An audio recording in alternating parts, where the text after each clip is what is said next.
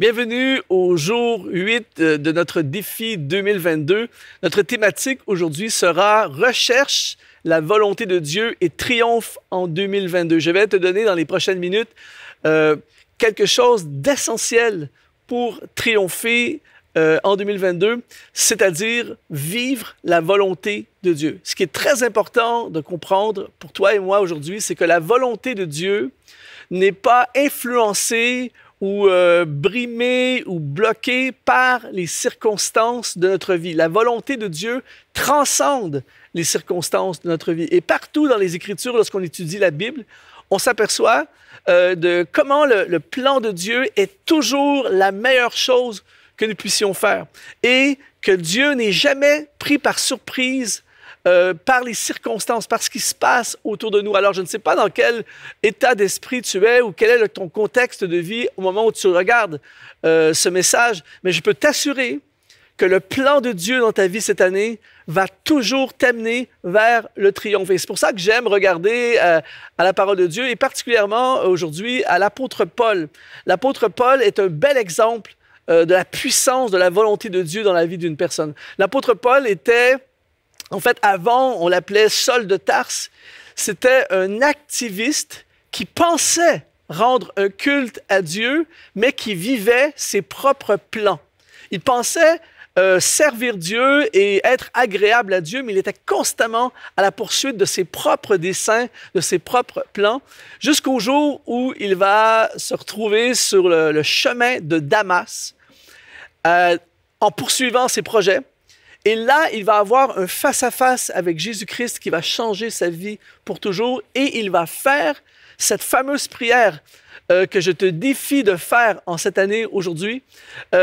Cette prière qui va complètement réaligner sa vie et changer sa vie. On la retrouve dans le livre des Actes des Apôtres au chapitre 9, au verset 6. Ça dit « Tremblant et saisi d'effroi, il dit « Seigneur, que veux-tu que je fasse? » Et à partir de ce jour, il va aligner sa vie, non plus avec ce qu'il a envie de faire ou ce qu'il pense qui est bien de faire, mais il va aligner sa vie, son temps, ses talents, son énergie, ses finances, tout ce qu'il est, avec la volonté de Dieu. Il ne vivra plus ses propres plans et c'est pour ça que Paul va entrer dans une dimension de triomphe absolument exceptionnelle.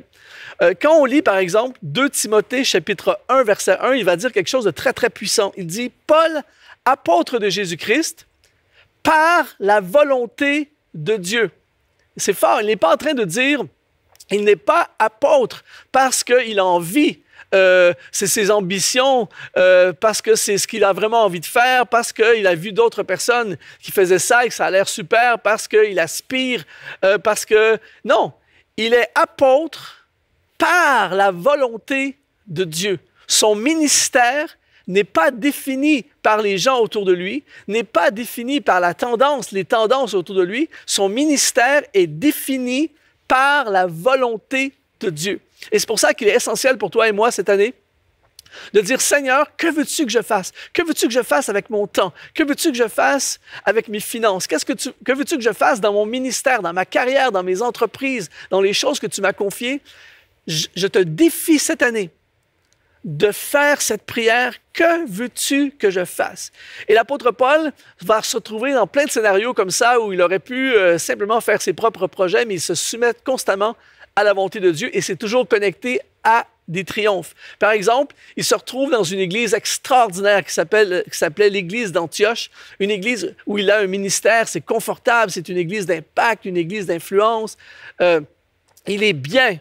Et il aurait pu littéralement passer sa vie à servir, à faire des bonnes choses pour Dieu dans l'église d'Antioche et prendre sa retraite à l'église d'Antioche. Mais le Seigneur avait décidé autre chose et on le voit dans le livre des Actes au chapitre 13 et au verset 2, ça dit « Pendant qu'ils servaient le Seigneur dans leur ministère et qu'ils jeûnaient, pareil comme toi et moi, on est en train de servir, peut-être que tu es en train de servir dans l'église, dans un ministère en particulier ou là où tu es, le Saint-Esprit dit « Mettez-moi à part Barnabas et Saul pour l'œuvre à laquelle je les ai appelés. » Le Saint-Esprit a parlé. La volonté de Dieu a parlé et à partir de ce moment-là, tous les plans ont changé. C'est-à-dire qu'à partir de ce jour, Saul de Tarse, qui deviendra Paul, va réaligner, va changer de saison, va changer de fonction, va changer de rôle. Il va quitter l'église d'Antioche et il va partir pour évangéliser.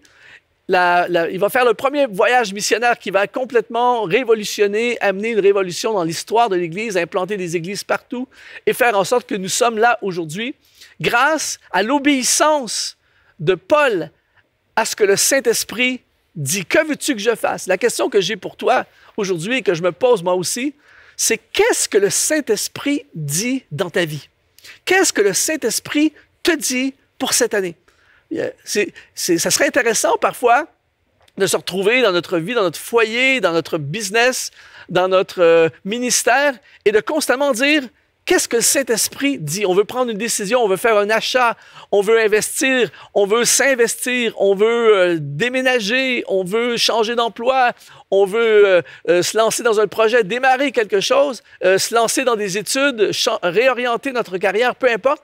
Et constamment se dire qu'est-ce que le Saint-Esprit dit. Et ce qui est intéressant dans l'histoire de Paul, c'est que en faisant la volonté de Dieu, il va être entraîné dans toutes sortes de difficultés. Il va traverser des tempêtes, il va se retrouver persécuté, il va se retrouver en prison.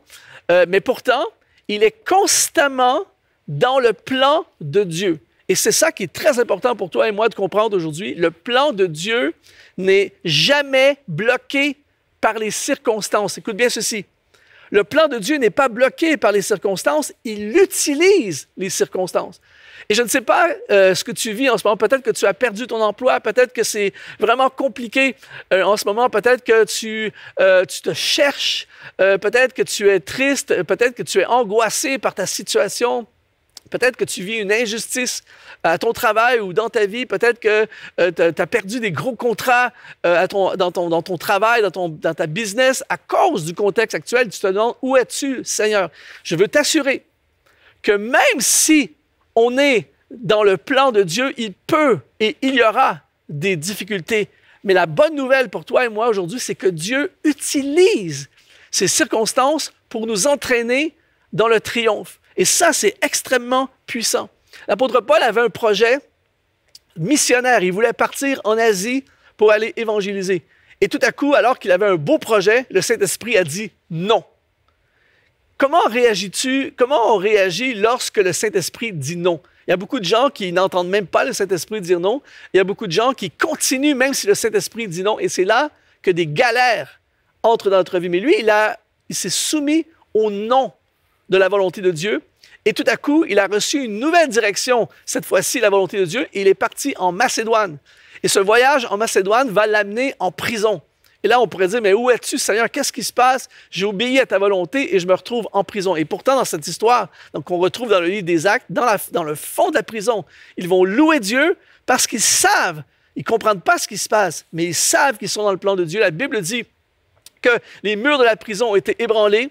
Les prisonniers ont été libérés. Le geôlier qui, quelques heures auparavant, les maltraitait, va donner sa vie à Christ. Il les amène dans sa maison. Toute la famille se fait baptiser et par la suite, ils vont implanter l'église de Thessalonique. Il a recherché la volonté de Dieu. Il a obéi. Il s'est soumis à la volonté de Dieu. Il a accepté le non du Saint-Esprit pour le oui de la volonté de Dieu.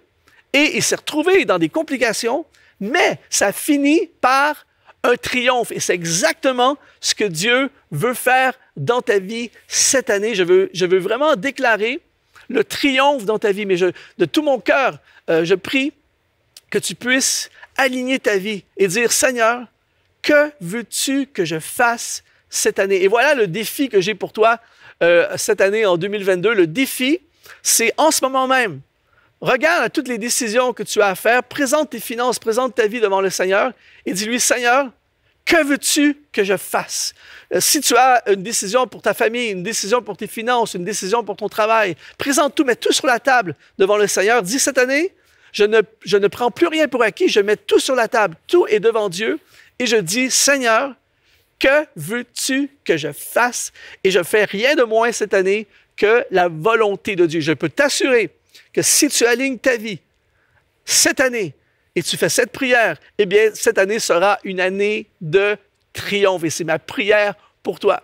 Alors, je prie vraiment pour le plan parfait de Dieu dans ta vie. C'est ça qui est le meilleur. Et je te donne rendez-vous demain pour le jour 9.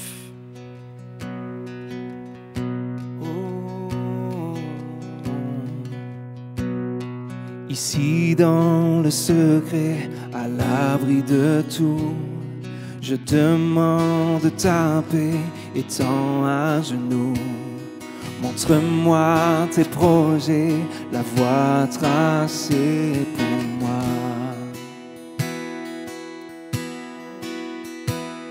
Mon cœur est disposé à t'écouter. Je suis prêt à entrer dans ta volonté. Ma vie t'est consacrée, oui, viens m'utiliser.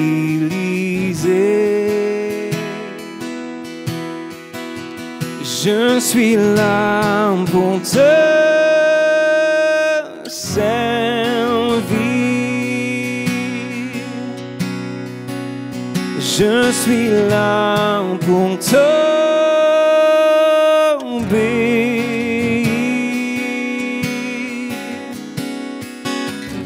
que ma vie te glorifie.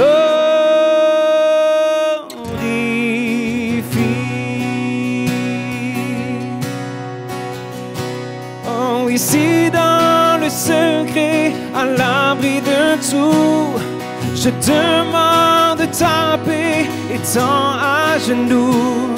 Montre-moi tes projets, la voie tracée pour moi. Mon cœur est disposé à t'écouter. Je suis prêt à entrer dans ta volonté. Ma vie t'est consacrée, oui, viens m'utiliser.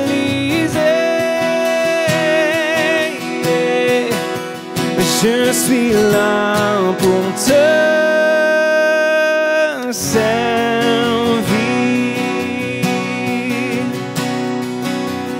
Je suis là pour t'obéir.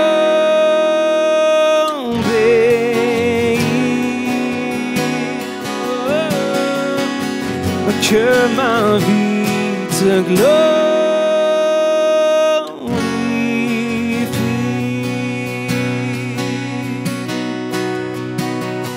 Oui, me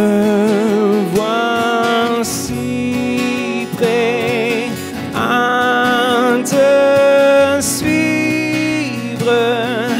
Oui, je m'offre à toi.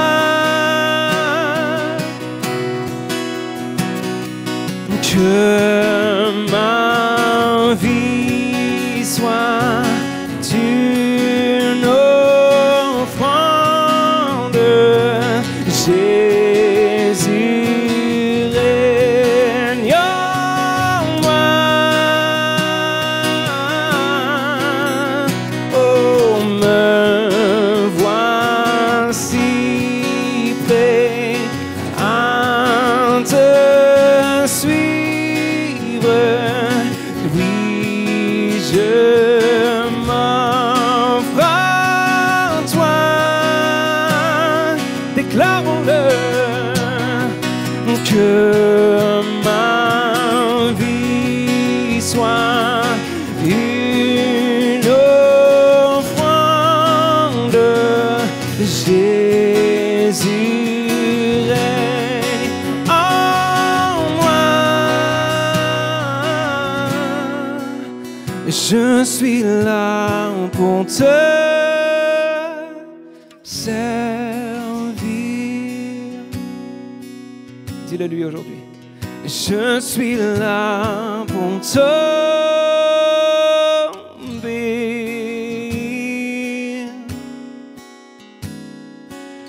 Que ma vie te glorifie.